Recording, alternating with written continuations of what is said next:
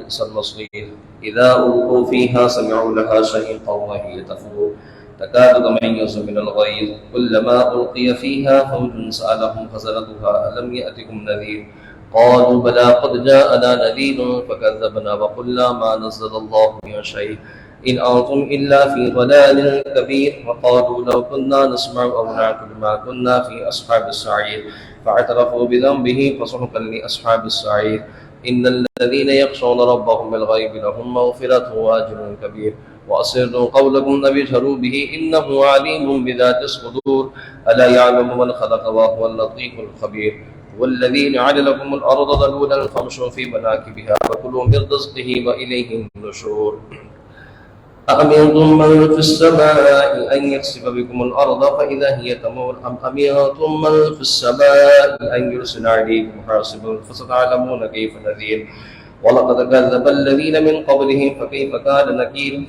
أولم يروا إلى الطير فوقهم صافات ويقبضن ما يمسكهن إلا الرحمن إنه بكل شيء بصير أمن هذا الذي هو جند لكم ينصركم من دون الرحمن إن الكافرون إلا في غرور أمن هذا الذي يرزقكم إن أمسك رزقه بل لجوا في عتو ونفور أفمن يمشي مكبا على وجهه أهدى أمن يمشي سويا على صراط مستقيم قل هو الذي أنشأكم وجعل لكم السمع والأبصار والأفئدة قليلا ما تشكرون قل هو الذي ذرأكم في الأرض وإليه تحشرون ويقولون متى هذا الوعد إن كنتم صادقين قل إنما العلم عند الله وإنما أنا نذير مبين فلما رأوه زلفة سيئت وجوه الذين كفروا وقيل هذا الذي كنتم به تدعون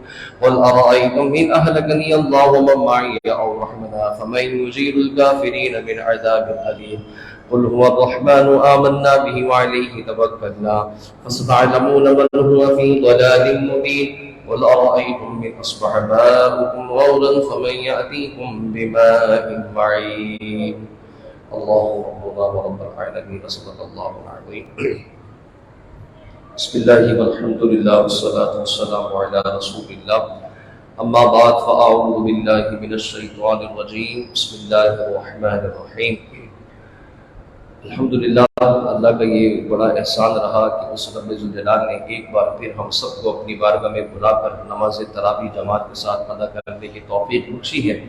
اللہ تعالیٰ اس کو اپنی بارگاہ میں قبول فرمائے۔ آج الحمدللہ ہم نے 5ویں تراویح ادا کر لی ہے۔ اللہ رب العالمین کلام مجید میں ارشاد فرماتا ہے یا ایھا الذین آمنوا لا تأکلوا اموالکم بینکم بالباطل الا ان تکون تجارۃ عن تراض منکم ولا تقتلوا انفسکم ان اللہ بکم رحیم۔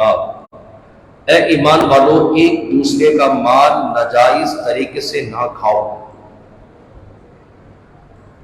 سوائے اس کے باہمی رضامندی سے تجارت کرو اور اپنے آپ کو ہلاکت میں نہ ڈالو، بے شک اللہ تم پر بہت رحم فرمانے والا ہے۔ کل ہم نے آیت کریمہ کے تحت سود کے متعلق جو ہے وہ کلام کیا تھا، اس کے متعلق جتنی بھی موجودہ دور میں یہ شکیں پائی جاتی ہیں اور بینکنگ کے حوالے سے ہماری بات ہوئی تھی۔ آج ہم تجارت کے حوالے سے بات کر لیتے ہیں کہ اللہ رب العالمین نے ہمیں کس طرح کی تجارت کرنے کا حکم دیا ہے، کس طرح کی کہ لین دین ہمیں کرنے چاہیے، اور ہر وہ معاملہ کہ جس سے جو معاملہ مال سے تعلق رکھتا ہے وہ ایک مسلمان کے درمیان کس ذمہ داری کے ساتھ طے پانا چاہیے۔ اللہ رب العالمین نے کسی آیت کریمہ کے تحت فرمایا کہ اے ایمان والو ایک دوسرے کا جو مال ہے وہ ناجائز طریقے سے نہ کھاؤ۔ آج ضرورت اسی بات کی ہے کہ ہم اس امر کو سمجھ لیں کہ ہماری زندگی کے اندر جو ہم کھا رہے ہیں وہ کہاں سے رہا ہے، اس کا آنا کیسا ہے، اس کا کھانا کیسا ہے، میں کس طرح کی مال کو جو ہے کھا رہا ہوں، یہ میری زندگی کے اندر جو مال و دولت میرے پاس جمع ہو رہی ہے اس کی حیثیت کیا ہے۔ اللہ رب العالمین نے انسان کو اشرف المخلوقات پیدا کیا، وہ تمام تر مخلوقات میں عظیم ہے، بلند تر ہے۔ اس کی کئی وجوہات ہیں۔ ایک تو یہ کہ اس کی بناوٹ بہت خوبصورت ہے، اس کی جسم کی ساز خوبصورت ہے، اس کے علاوہ سوچتا ہے، سمجھتا ہے، صحیح غلط کا فیصلہ انسان کرتا ہے. اس طرح کی بہت ساری خوبیاں ہیں. ایک خوبی یہ بھی اللہ رب العالمین نے بیان فرمائی ہے یا انسان کے اندر رکھی ہے کہ انسان جو ہے وہ کاسب ہے، یعنی کوشش کرتا ہے. اس کے اندر اسٹرگل جو ایک آپ کرتے ہیں، کوشش کرنے کی جو فیل ہے وہ اللہ تعالیٰ نے اس کے اندر رکھی ہے. اور وہ اپنی زندگی کے تمام تر وہ چیزیں کہ جو زندگی اس کو زندہ رکھنے سے تعلق رکھتی ہیں وہ ان کو حاصل کرتا ہے، ان کو کماتا ہے. اس لیے اللہ رب العالمین نے انسان کو کاسب پیدا کیا. اس کو بھوک لگی ہے، پیٹ بھرنے کے لیے اسباب جمع کرے گا، کمائے گا، روزی کمائے گا، ڈھونڈے گا، تلاش کرے گا. اس کو نیند آ رہی ہے، سونے کے لیے اسباب طلب کرے گا. یہ نہیں کہ جام اٹھایا وہاں سو گیا. اگر اس کو کسی چیز کی خواہش ہے تو اپنے خواہش کو پورا کرنے کے لیے اسباب کو جمع کرے گا. اسی طرح اگر اس کو خوشی چاہیے تو خوشی ڈھونڈنے کے لیے اسباب جمع کرے گا. اس کو غمی سے کوئی تعلق ہے، کوئی غم اس کو لاحق ہے تو غم دور کرنے کے لیے اسباب اکٹھا کرے گا. اس لیے اللہ رب العالمین نے فرمایا کہ انسان کاسب ہے، اس کی زندگی بڑی بہتر ہے. یہ اپنے آپ کو زندہ رکھنے کے لیے کوشش کرتا ہے. اور انسان کی زندگی میں اس کو زندہ رکھنے کا سب سے بڑا پہلو اس کی مال سے جڑا ہے، اس کی دولت سے جڑا ہے، اس کی کمائی سے جڑا ہے. وہ اپنے آپ میں جو کمائی کر رہا ہے وہ کس حیثیت کی ہے، کس نوعیت کی ہے، کس انداز میں کر رہا ہے. اس بات کے متعلق اللہ رب العالمین نے ارشاد فرمایا کہ جب ایک انسان اپنے آپ کو زندہ رکھنے کے لیے مال کو اکٹھا کرے تو اللہ فرماتا ہے کہ جائز اور حلال طریقے سے اکٹھا کرنا. اگر لین دین کرنا ہو تو جائز پہلو کو دیکھ لینا. ناحق طریقے سے کسی مال پر قبضہ جما کر اپنے آپ کو جو ہے وہ مسرور مت کرنا، یہ اپنا پیٹ مت بھرنا. کسی کا پیٹ خالی کر کے اپنا پیٹ مت بھرنا، کسی کا چولہا بجھا کے اپنے چولہے کو مت جو ہے آپ جلانا. اللہ نے اسی آیت کریمہ میں بیان فرمایا. رزق حلال نبی کریم علیہ الصلوۃ والسلام کے حدیث پاک ہے، حضرت عبداللہ بن مسعود رضی اللہ تعالی عنہ سے مروی ہے. اللہ کے حبیب صلی اللہ علیہ وسلم فرماتے ہیں کہ حلال رزق کا طلب کرنا دیگر فرائض کے بعد ایک فرض ہے. نماز، روزہ، حج، زکوٰۃ، یہ سارے کے سارے فرض ہیں نا. حضور فرماتے کہ ان فرائض کے بعد انسان پر ایک اور فرض لاحق ہوتا ہے، وہ یہ کہ وہ رزق کو جائز و حلال طریقے سے حاصل کرے. یہ نہیں کہ ناجائز طریقے سے اپنا مال کو بڑھانا شروع کر دے. آقا کریم صلی اللہ تعالیٰ علیہ وسلم کی ایک اور حدیث پاک ہے، اللہ کے نبی فرماتے ہیں کہ لوگوں پر ایک ایسا زمانہ بھی آئے گا جس میں آدمی اس بات کی پرواہ نہیں کرے گا کہ اس نے جو مال حاصل کیا اس کا ذریعہ حلال ہے یا حرام. اب اس حدیث پاک کے تحت آج ہم غور کریں اپنے اوپر تو کیا یہ وہ زمانہ نہیں کہ جو ہمارے پاس مال آ رہا ہے کیا ہم اس پہ غور کرتے ہیں یہ حلال ہے یا حرام؟ ہمیں بس سمجھنا چاہیے کہ مالی طور پر میرا نفع کدھر ہے، ہم اسی چیز کو اختیار کر لیتے ہیں. بس مالی طور پہ نفع کو تلاش کرتے ہیں، یہ نہیں سمجھتے کہ ہمارے لیے حلال ہے یا حرام ہے. بس نفع آنا چاہیے، نفع مل جائے، اور حرام ہو یا حرام ہو اس کو ہمیں پرواہ نہیں ہے. ہم سوتے بھی ہیں تو ہمیں سوتے وقت بھی اس بات کی خبر نہیں ہوتی کہ دن کا کوئی جائزہ لے لیں کہ جو کمایا ہے وہ اس معاملے میں ہم سوچ بچار کر لیں، بلکہ اگلے دن میں نے کس کی جیب کاٹنی ہے، اگلے دن کس کا گلا گھونٹنا ہے، اگلے دن کس کے جذبات کا قتل کرنا ہے، یہ بستر میں ہم سوچ رہے ہوتے ہیں. اگلے دن کوئی پارٹی آئے گی، اس کو دھوکہ کیسا دینا ہے، اس کو جھوٹ سے بولنا ہے، یہ ہم سوچ رہے ہوتے ہیں. ہم وعدہ کرتے ہیں، وعدے کے خلاف ہی چلے جاتے ہیں. ماہ رمضان میں تاجروں کا ایک بڑا طبقہ ہے جو تجارت کے لیے مال تو اٹھا لیتا ہے کریڈٹ کے اوپر، اور جو وعدہ کرتا ہے کہ میں جو ہے آخری اشرے میں آپ کو پیسے دے دوں گا، عید سے 2 دن پہلے پیسے دے دوں گا، 4 دن پہلے پیسے دے دوں گا. دینے والا مطمئن ہو جاتا ہے. جب مقررہ تاریخ پر پیسوں کی ڈیمانڈ کی جاتی ہے تو پتہ لگتا ہے کہ جناب عمرے میں چلے گئے یا پھر بہت زیادہ ہوا تو حج اعتکاف میں جا کے بیٹھ گئے. اب وہ بیچارہ کرے کیا کرے، جس پر وعدہ تھا اس کی تو عید خراب ہو گئی نا. آپ نے لاکھوں روپے اس کو دبا لیا ہے. اب فون کر رہے ہیں تو فون میں جناب کہنے کہ میں تو عبادت میں لگا ہوا ہوں. آپ سوچیے وعدہ خلافی کر کے عبادت کی جائے، وعدہ خلافی کر کے تجارت کی جائے. اسی لیے اللہ رب العالمین نے منع فرمایا ہے کہ تم نے ایسے تجارت نہیں کرنی، ایسا مال نہیں کمانا. رمضان المبارک میں ایک تاجروں کا بڑا طبقہ ہے جو اپنی دکانوں سے، کارخانوں سے، میلوں سے، اپنے گوداموں سے وہ مال مارکیٹ میں لے کے آتا ہے جو پورا سال جو ہے خریدنے نہیں ہوتا، اچھے خاصے مال داموں میں بیچا جا رہا ہوتا ہے۔ فروٹ منڈی کے اندر، سبزی منڈی کے اندر وہ سبزی رمضان المبارک میں بیچی جا رہی ہوتی ہے جو ہم اپنے جانوروں کو بھی نہیں ڈال رہے ہوتے ہیں، اور پھر اس کے بعد پھر آپ کے ذخیرہ اندوزی عروج پر ہوتی ہے۔ ماہ رمضان کے علاوہ ہر چیز میسر ہوتی ہے، لیکن ماہ رمضان کے آتی ساری چیزوں پہ تالے پڑ جاتے ہیں۔ ہمارے ہاں رسد جو ہے وہ کم ہو جاتی ہے، طلب تو ہوتی ہے، یعنی ہمیں ڈیمانڈ ہمارے پاس بڑی ہوتی ہے، لیکن سپلائی ہم روکتے تھے، جان بوجھ کے روکتے ہیں کہ ان کو پہلے تڑپاؤ ترساؤ، اور جب عروج پر ان کی طلب بڑھ جائے گی تو پھر مہنگا کر کے بیچیں گے۔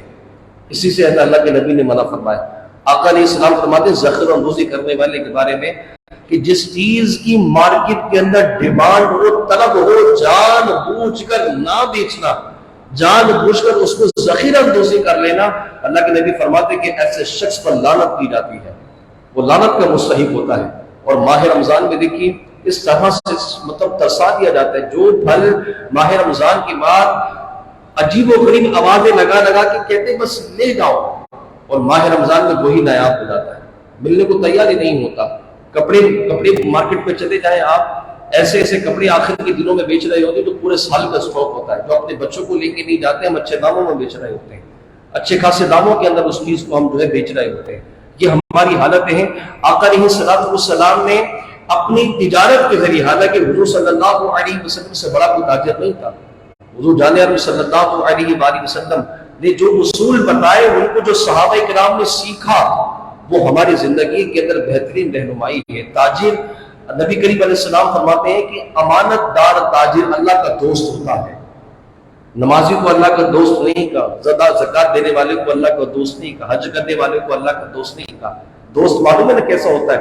جو تیرا وہ میرا، جو میرا وہ تیرا، تو جو کہے گا میں مانوں گا، جو میں کہوں گا تو مانے گا، تو آدھی رات کو بھی بلائے گا میں آ جاؤں گا، تو پریشان ہوگا میں تیرے سامنے کھڑا ہوں گا، کوئی نہیں ہوگا، تیری پیٹھ پہ ہاتھ رکھنے کے لیے میں ہوں گا، تیرے غم کو ٹھنڈا کرنے کے لیے میں ہوں گا۔ دوستوں کی مثال تو ایسی ہوتی ہے، تو بھوکا ہوگا کھانا میں کھلاؤں گا، میرے پاس نہیں ہوگا اپنا پیٹ کاٹ کے تیرا پیٹ بھروں گا، کیوں؟ تو میرا دوست ہے، تو قرضے میں ڈوبا ہوگا میں تیرا ساتھ دوں گا۔ یہی دوست کی نشانی ہوتی ہے نا۔ اب اس دوستی کے پہلو کو دیکھیے، حضور علیہ السلام فرماتے کہ امانت دار تاجر اللہ کا دوست ہے۔ اب جس سے اللہ دوستی کر لے، اللہ اکبر، ایسا دیکھا ہے جو اچھی تجارت کرنے والے لوگ ہیں، اللہ تعالیٰ ان کی تجارت کو دگنا دگنا دگنا کرتا رہتا ہے، دگنا کرتا ہے۔ اور حسد کرنے والے پھر کیا کہتے ہیں؟ 2 نمبر طریقے سے کما رہے ہیں، ڈنڈی مارتا ہوگا، کالا دھن ہے اس کے بعد، جبکہ یہ نہیں پتا کہ یہ بیچارہ حلال طریقے سے کمانے کے لیے کتنی جتن کرتا ہے، اور ہم کیا کرتے ہیں؟ حسد میں ڈوب کر اس کو بدنام کرنے کی کوشش کر رہے ہوتے ہیں۔ راتوں رات امیر ہو گیا، بنگلہ ہے، گاڑی ہے، یہ ہے، وہ ہے، آ رہا ہوگا 2 نمبر کا پیسہ۔ بھائی آپ بھی حلال طریقے پر چلے جاؤ، کم ہوگا لیکن برکت ضرور ہوگی۔ حضرت عبدالرحمن بن عوف رضی اللہ تعالی عنہ، یہ بہت بڑے تاجر تھے صحابہ میں، ان کا لقب تھا تجار الصحابہ، یعنی صحابہ میں سب سے بڑے تاجر حضرت عبدالرحمن بن عوف رضی اللہ تعالی عنہ۔ مدینہ شریف میں جب ان کا تجارتی قافلہ آتا تھا تو 700-800 اونٹ لدے ہوتے تھے تجارت کے اوپر، مطلب تجارت کے سامان سے لدے ہوتے تھے، اتنے بڑے تاجر تھے۔ ان کا فرمان حضرت امام غزالی رحمۃ اللہ کی تعالیٰ نے نقل کرتے ہیں، آپ فرماتے ہیں حضرت عبدالرحمن بن عوف کہ مال کو سستا کر کے بیچو امیر ہو جاؤ گے۔ ہم کہتے ہیں مال مہنگا بیچے، جتنا مہنگا ہو سکے ہم نے بیچنا ہے، اور عجیب و غریب پرائس ٹیگ ہے۔ یہاں پر کوئی 100 کی ملتا ہے، برابر والا دکان 110 کی دے رہا ہے، کوئی 120 کی دے رہا ہے، اور مزے کی بات کوالٹی ایک، چیز ایک، لیکن اپنی چیز کو اعلیٰ نسل کی بتانے کے لیے کہتے ہیں اس کے بعد لوکل ہے، میرے پاس جو ہے وہ اصلی ہے۔ تو بھائی وہ ذائقہ بھی ہمیں دے دو آپ، کہ ہم مارکیٹ میں کھرے اور کھوٹے کا جو ہے وہ فیصلہ کر لیں، لوکل کا اور اچھی کوالٹی کا فیصلہ کر لیں۔ ان کے پاس پتہ نہیں کون سا آلہ ہوتا ہے جو لوگوں کو کہہ رہے ہوتے کہ اس کے پاس نقلی ہے، میرے پاس اصلی ہے، تو بھائی وہ آلہ ہمیں بھی دے دیں تاکہ ہمارے پاس ہو تو ہم چیک کر کے چیز کو لے لیں۔ بھائی یہ 100 والی چیز نقلی ہے، 120 والی اصلی ہے۔ صرف نفسیات کی بات ہوتی ہے، اور اپنے پیسوں کو بڑھانے کے لیے جھوٹ بولتے ہیں۔ حضور جان عالم صلی اللہ علیہ وسلم فرماتے ہیں کہ اپنی تجارت میں مال کو بیچتے وقت قسم نہ کھاؤ، قسم سے مال لکھ تو جائے گا لیکن برکت اٹھا لی جائے گی۔ اس پر شاہین نے لکھا ہے کہ حضور علیہ السلام نے جائز مال پر بھی قسم کھانے سے منع کیا ہے۔ یہ چیز ہے، یہ جائز ہے، لیکن حضور فرماتے ہیں کہ اس جائز چیز کو بھی آپ نے قسم کھا کے بیچنی نہیں ہے. یہ جائز چیز کو بھی قسم کھانے سے منع کیا گیا. اب جو چیز ہوئی 3rd کلاس اور آپ بولیں گے 1st کلاس چیز ہے، اس پر آپ قسمیں کھا لیں تو اس کا وبال مال پہ کتنا اترے گا. اور عموماً یہی ہوتا ہے، یہ چائنا کا ہے، یہ تھائی لینڈ کا ہے، یہ فلاں کا ہے، یہ فلاں کا ہے. اب بھائی ہمارے ملک کے اندر مہینوں ہو گئے امپورٹ رکی ہوئی ہے، تمہارے پاس تھائی لینڈ کا مال کہاں سے آ گیا؟ تمہارے پاس چائنا کا مال کہاں سے آ گیا؟ سوچنے والی بات ہے. امپورٹ بند ہوئی بھی ہے، عرصے سے امپورٹ کھولی نہیں جا رہی ہے، امپورٹ کھولی بھی رہی ہے تو اس پر ٹیکس اتنا لاگو ہو چکا ہے. اب 500 روپے والی چیز بھی آپ کہہ رہے کہ تھائی لینڈ کی بنی ہوئی ہے. اب دیکھیں اس غلط چیز کو بیچا کیسے جا رہا ہے نفسیات کے مطابق. یہ چائنا سے آیا ہوا ہے. بھائی چائنا تو گلی گلی پر ہے، نکڑ پہ بھی چلی جاؤ تو وہ بھی کارخانہ لگا کے ایک چیز کو بیچ کے مطلب چائنا کو اتنا ہم نے بدنام کر دیا ہے کہ اس کی اچھی چیز میں ہم 3rd کلاس سمجھنا شروع کر دیتے ہیں. اب آپ سوچیے کہ یہ ہمارے ملک کا حال ہے، یہ ہمارے تاجروں کا حال ہے کہ بھئی فلاں چیز اس کے پاس تو لوکل ہے، اور عجیب و غریب ملکوں کے نام لیں گے. عجیب و غریب. مجھے یہ بتائیں ملک میں امپورٹ بند ہو چکی ہے، مال مہنگا ہے، لوگ کچھ تو لیں کہ اگر آپ کے پاس یہ ہے اتنی سستی آپ کہاں سے رہی ہے؟ نقلی چیزیں، نقلی چیزیں بیچی، دھوکہ دیا جا رہا ہے مسلمانوں کو. آقا علیہ السلام فرماتے ہیں کہ مسلمان دوسرے مسلمان کو دھوکہ نہیں دیتا. اور آج ہمارے ہاں یہی ساری چیزیں کی جا رہی ہیں. تجارت کے حوالے سے بات کی جائے تو یہ تو ایک الگ ٹاپک ہے. اس کے علاوہ بھی اگر آپ چلے جائیں تو ہم ناجائز طریقے سے کیسے کماتے ہیں؟ رشوت کے ذریعے. جائز کام پر بھی رشوت دینا پڑتی ہے. اگر آپ کو اللہ نہ کرے حکومتی معاملے میں کوئی لین دین پڑ جائے، پہلے تو میں دعا کروں گا کوئی حکومتی کام آپ نہ کر سکیں، اپنی زندگی میں کوئی پرائیویٹ کام کر لیں. آپ کی زندگی میں کوئی حکومتی کام آیا ہے تو بس پھر سمجھیے کہ آپ نے اپنی دولت کا منہ کھول دینا ہے. آپ اپنے جائز حق کے لیے بھی اتنی موٹی رقمیں رشوت کی دیں گے کہ آپ خود کہہ لیں گے بھائی مجھے یہ نہیں چاہیے، مجھے نہیں چاہیے. اتنی رشوت عام ہو چکی ہے. حضور جان عالم فرماتے ہیں کہ رشوت دینے والا دونوں جہنمی ہے. اور آج رشوت تو عام ہے. سڑک پہ چلے جائیں آپ، اب چنان کے نام پہ رشوت عام ہے. ہمارا حق ہے، نعوذ باللہ ناجائز حرام مال کو کہ یہ ہمارا حق ہے، حرام سمجھیں گے. قرآن کے اصول ہے کہ حدیث نبوی یا قرآن کا ایسا فیصلہ جو متفقہ ہو اس حرام کو حلال سمجھنا کفر ہے. روکیں گے. اگر آپ اپنے ساری چیزیں بھی دکھا دیں، کلیئر کروا دیں، اس کے باوجود بھی آپ کو کچھ نہ کچھ دینا پڑ جائے گا. آپ دیکھیں تو جائیں، ایسے تو جا ہی نہیں سکتے کیونکہ انہوں نے کوٹا پورا کرنا ہے. آپ اگر چلے جائیں پاسپورٹ بنوانے، NIC بنوانے چلے جائیں، دیگر جگہوں پر آپ چلے جائیں، جگہ جگہ بروکر مل جائیں گے آپ کو. آپ ذرا سے پیسے دیں گے آپ کو جلدی کام ہو جائے گا. ورنہ دھکے کھاتے رہے، لائنوں میں لگے، جان بوجھ کے لائنوں میں لگے. آج کو ڈاکٹر کے کلینک بھی محفوظ نہیں ہے. کلینک میں بھی نمبر جلدی لانے کے لیے جو ہے وہ کسی نہ کسی کو رشوت دینا پڑتی ہے. اپنا بنتا ہے، بندہ بیٹھا بھائی 4 بندے پہلے چلے گئے، میرا نمبر آیا ہی نہیں، دوسرے اور جا رہے ہیں، پتہ لگا بھائی وہ پرائیویٹ بندہ جا رہا ہے. یہ حالتیں ہو چکی ہیں. آپ سوچئے کس طریقے سے مال کو ہم کما کر جو ہے لوگوں کو دھوکہ دینے کی کوششیں کر رہے ہیں. اچھا اس کے علاوہ آپ ڈیجیٹل مارکیٹنگ میں چلے جائیں، آپ بٹ کوائن کی صورت دیکھ لیجیے، ناجائز ہے. آج ایک تعداد ہے بچوں کی، پڑھے لکھے بچوں کی، جو اپنی جو ہے ڈیجیٹل مارکیٹنگ کے اندر اپنے پیسوں کو صرف کر رہی ہے، ٹریڈنگ کے اندر پیسوں کو صرف کر رہی ہے. یہ بھی نہیں سوچا جا رہا کہ جو میں شیئرز خرید رہا ہوں، جو ٹریڈنگ میں پیسہ لگا رہا ہوں، جو میں کوائنز خرید رہا ہوں، یا میں جو ڈیجیٹل کرنسی کے اوپر پیسہ صرف کر رہا ہوں، اس سے جو کما رہا ہوں آیا اس کی کوئی حقیقت ہے بھی یا نہیں. لاکھوں روپے اس مارکیٹ کے اندر جو ہے اس انڈسٹری کے اندر جو پیسہ لگایا جا رہا ہے، اربوں روپے لگائے جا رہے ہیں. آپ دیکھیں ابھی کچھ ٹائم پہلے جو ہے بٹ کوائن کی جو مارکیٹ گری تھی، اربوں روپے کا لوگوں کو نقصان ہوا تھا. کتنے لوگ تو خودکشی کر لی تھی انہوں نے کہ ہمارے لاکھوں روپے چلے گئے. ایسی چیز کے اوپر آپ پیسہ صرف کر رہے ہیں کہ جس کی حقیقت کے اندر کوئی وجود ہی نہیں رکھتی. اگر انٹرنیٹ بلاک بھی ہو جاتا ہے، بند ہو جاتا ہے، تو سرمایہ کہاں گیا آپ کا؟ کون آپ کے سرمایہ کی حفاظت لے گا؟ ہم نے کہا نہیں ڈیجیٹل مارکیٹنگ ہے. علماء نے کہا ہے، علماء کا بھی فی الحال فتویٰ یہی ہے کہ ڈیجیٹل مارکیٹنگ کے اندر جو آپ کام کر رہے ہیں کچھ جائز صورتیں بھی کچھ ناجائز ہے. بٹ کوائن کی جتنی قسمیں پائی جا رہی ہیں، کوائنز کی ساری ناجائز ہیں.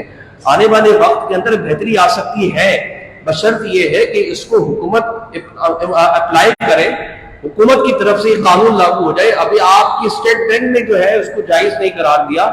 اسٹیٹ بینک کے اندر جو ہے اس مارکیٹنگ کے اندر کام کرنے والے جو ہے وہ ناجائز معاملے پر ہیں، غیر قانونی دھندا ہے. اب غیر قانونی دھندے کے اندر آپ بلا وجہ اس کو جائز قرار دینے کی کوشش کر رہے ہیں. آپ یہ تو دیکھیں کہ آپ کی گورنمنٹ نے اس کو بھی لاگو نہیں کیا, اور دنیا کی بڑی بڑی گورنمنٹ سے اس کو بھی لاگو نہیں کیا, لیکن کیا ہے پیسہ نظر آ رہا ہے. لاکھوں روپے کی تجارت کی جا رہی ہے اس کے اوپر, مارکیٹنگ کے اوپر, شیئرز خریدتے جاتے ہیں. جب آپ کو بتائیں کسی ملٹی نیشنل کمپنی کے بڑے شیئرز آپ خریدتے ہیں تو آپ کو معلوم ہے وہ سود پہ چلتی ہے وہ کمپنی. اگر آپ اس کا جائز شیئرز خرید بھی رہے ہیں تو وہ لکھتی ہے کہ اگر آپ کے پیسوں میں اتنا انٹرسٹ آپ کو دیا جائے گا, اتنا انٹرسٹ بھی کاٹا جائے گا. ہم یہ معاملات پڑھتے نہیں ہیں. اس کے بعد پھر کیا ہوتا ہے, ناجائز معاملات میں پڑ جاتے ہیں. تو انسان کو اپنے کمائی پر غور کرنا چاہیے. کمائی کیا ہے, کہیں ایسا تو نہیں اولاد نافرمان ہو رہی ہے تو ہم ناجائز پیسہ اس کے پیٹ پہ ڈال رہے ہیں. آج ہم عبادت کی طرف نہیں جا رہے, کیا پتہ ایسا تو نہیں ناجائز مال کے ذریعے ہمارے دل سیاہ پڑ چکے ہوں, عبادت کی طرف ہم نہیں جاتے, کیا پتہ ناجائز مال کھا کھا کے ہمیں پرواہ ہی نہیں ہے کہ ہماری زندگی میں بہتری کب آئے گی. ایک بزرگ کے بارے میں ایک شخص ہے, اس نے کہا حضرت عبادت میں دل نہیں لگتا, اللہ کی جانب بڑھنے کو دل نہیں لگتا. اس نے کہا کہ اپنے مال پر غور کر, دیکھ تو کما کے ذرائع سے لائے, کہیں ایسا تو نہیں کچھ ناجائز ذرائع سے کمانے والا پیسہ میرے پیٹ میں جا رہا. اللہ کے نبی علیہ السلام فرماتے ہیں کہ جس کا ایک لقمہ بھی حرام کا پیٹ میں گیا, حضور فرماتے ہیں کہ اس کی دعا قبول نہیں ہوتی. اور آج یہی ہماری دعائیں قبول نہیں ہو رہی. سوچئے کہ غلط فیصلہ تو ہم نہیں کر رہے, تو ناجائز معاملات کا تو ہم نہیں آ گئے. آج بڑے بڑے طبقے کے اندر یہ چیزیں پائی جا رہی ہیں. ہر کوئی حلال کام کو حرام کرنے کی حلال کرنے کی کوشش کر رہا ہے. ہمارے ملک کے سابق صدر, انہوں نے تو پوری علماء کے بیچ کے ساتھ بیٹھ کے کہہ دیا تھا میری رائے یہ ہے, میں یہ چاہتا ہوں کہ جو ہمارے علماء بیٹھے ہیں اس سود کے اندر تھوڑی سی گنجائش نکالنے کی کوشش کریں. اللہ معاف کرے, یہ باتیں کی جائیں گی. سود میں کہاں سے گنجائش آ گئی؟ سود تو سود ہے. 1% بھی اگر آپ کے مال میں, آدھا % بھی اگر آپ کے مال میں سود شامل ہوا تو سود ہے. مال سود سے 100% پاک ہونا چاہیے. لیکن اب ان کو کون سمجھائے؟ ایسے لوگ جب ہمارے حکمران بیٹھیں گے جو اللہ سے جنگ کرنے کی باتیں کہیں گے کہ کچھ تھوڑی گنجائش نکالو اللہ سے جنگ کرنے کی, تھوڑی سی گنجائش نکالو سود کو حلال کرنے کی. اب آپ سوچیے کہ یہ ہماری حالتیں ہیں, اور کہتے ہیں نہیں ہم عالمی مارکیٹ کے ساتھ ملنا چاہتے ہیں. عالمی مارکیٹ جو کرنی کرنے دیں. آپ بھی دیکھیے آپ کا نظام معیشت کیا کہتا ہے, اسلام کیا کہتا ہے. اسلام بے سر و سامانی کا دین نہیں ہے. اس نے اس وقت بھی کہ جب سارے صحابہ سب کچھ چھوڑ کے مدینے آئے تھے, تب بھی صحابہ نے نئی تجارت کی بنیاد رکھی اور مدینے کو ایک ایسا تجارتی ہب بنایا کہ دنیا کے لوگ وہاں تجارت کرنے آیا کرتے تھے. کچھ تو اصول ہوں گے ان کی پاک تجارت کے. اللہ کے نبی نے سب کچھ بیان کر دیا ہے. جو قرآن کہتا ہے وہی ہماری زندگی کا عنوان ہونا چاہیے. آج ہم اللہ سے یہ دعا کرتے ہیں باری الہ ہم سب کو جائز اور حلال ذرائع سے کمانے کی توفیق عطا فرمائے. حرام سے ہم سب کو, ہماری آل و اولاد و نسل کو محفوظ فرمائے. آخر دعوانا الحمدللہ رب العالمین. بسم اللہ الرحمن الرحیم. اللهم صل وسلم وبارك على سيدنا ومولانا محمد وعلى اله وصحبه وبارك وسلم. اللهم ربنا آتنا في الدنيا حسنة وفي الآخرة حسنة وقنا عذاب النار. وصلى الله تعالى على خير خلقه محمد وآله وأصحابه أجمعين برحمتك يا أرحم الراحمين. لا إله إلا الله محمد رسول الله.